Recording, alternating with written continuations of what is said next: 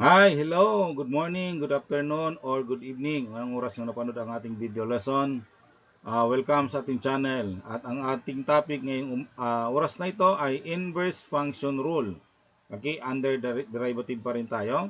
Again, this is Engineer Eduardo Tapia, your professor of this subject.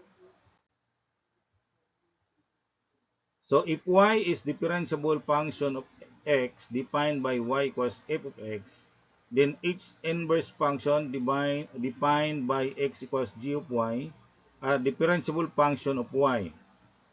Okay, thus the rate of change of y with respect to x dy dx and the rate of change of x with respect to y dx dy are reciprocal. So, pwedeng maging dy dx, no, dito sa ating inverse function. So, ibig sabihin yung dx dy ay reciprocal sa dy dx. Okay? This means that the derivative of the inverse function is equal to the reciprocal of the derivative of the direct function. Okay, so para mas lalo natin maintindihan, gagamit po tayo ng mga examples. Okay? This is now the inverse function rule. Dy dx is equal to 1 over dx dy. Examples. Number 1. X equals 4y cubed. So we have to find now dx dy. Okay? So the derivative of 4y cubed with respect to y is 4 times 3y cubed y raised to 3 minus 1. And that will become 12y squared. Okay? So therefore, the derivative of the inverse function is dy dx is 1 over 12y squared. So, nilagyan lang po natin ng reciprocal, no? Naging 1 po yung ating numerator. Okay? From 12y squared, nagiging 1 over 12y squared. Okay? Number 2. X equals negative 2 pip times y raised to 10. And that will become the derivative of x with respect to y negative 2 pip, that's the constant, times the derivative of 10 y raised to 10, okay, with respect to y equals negative 2 pip, okay, times 10 raised to y raised to 10 minus 1. Okay, so ang derivative of x with respect to y ay negative 4, uh, negative 4y raised to 9. So the derivative of the inverse function is 1, negative 1 over 4 times y raised to 9. So yun po yung ating inverse function, the derivative niya. Okay? Number 3. X equals 2y cubed plus 5y squared minus 10. So the derivative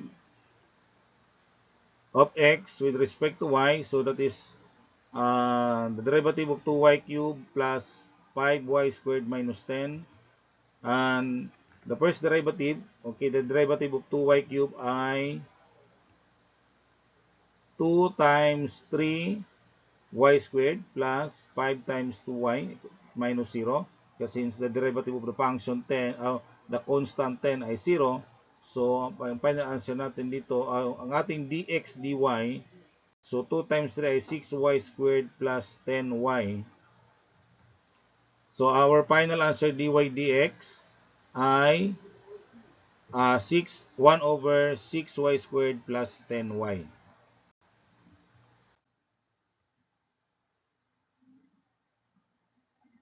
Number 4, x equals y to the fifth times y plus 3.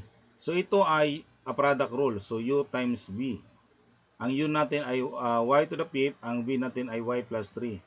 So gamitin natin ang product rule formula, dx dy equals u times derivative of v plus v times derivative of u. And that's respect to y.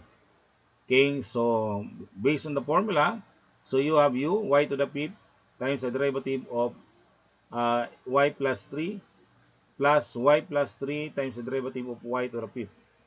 Okay, so that will become y to the fifth times 1 since the derivative of y plus 3 ay 1. Tapos, y plus 3 times the derivative of y to the fifth ay 5y to the fourth. Okay? So ngayon, that is, ito equal natin.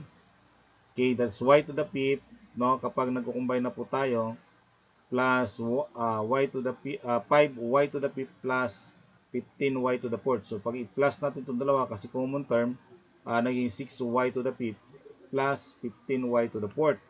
So therefore, ang ating inverse function ay derivative of the inverse function ay 1 over 6y to the fifth plus 15y to the fourth.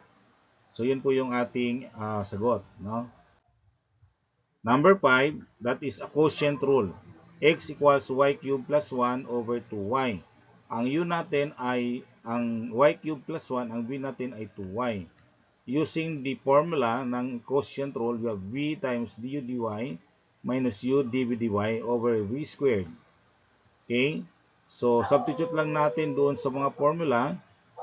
This will become 2y times the derivative of y cubed plus 1 with respect to y minus y cubed plus 1 times derivative of 2y with respect to y, all over 2y squared. Okay, so 2y times the derivative nito ay 3y squared plus 0 minus y cubed plus 1 times derivative of 2y ay 2. All over, ang 2y squared ay 4y squared. So, simplify natin. So, magiging 6y cubed, okay, minus y cubed plus 2. Okay, over 4y squared. Okay? So, yun na po yun. Tapos, dx dy is equal to 4y cubed minus 2 kasi 6y cubed minus 2y cubed ay 4y cubed na lang. Tapos, negative minus operation here. So, naging negative 2 over 4y squared. So, simplify natin. Ang common factor nito ang ng 4 at saka 2 ay 2. So, makancel po natin dito sa baba sa ating denominator. Ang factor po ng 4 ay 2 times 2. So, okay, kaya naging 2y cubed minus 1 over 2y squared. Okay, the inverse, okay, derivative of the inverse is dy dx is equal to 1 over 2y cubed minus 1 all over 2y squared, or that is equal to 2y squared over 2y cubed minus 1. Okay, so that is our final answer, the derivative of the inverse function. And this is your activity to answer. I hope you can do this honestly, na hindi nang tumitingin ng mga EI, no? So, try to practice in your own. Pwede kayo manghingi ng tulong sa mga kakilala nyo marunong mag-solve this kind of problem. So, find the derivatives of the inverse function. Alright, thank you very much. Don't forget to like, share, and subscribe to my YouTube channel, Matuto Dapat. Pagpalain po kayo ng ating Diyos. God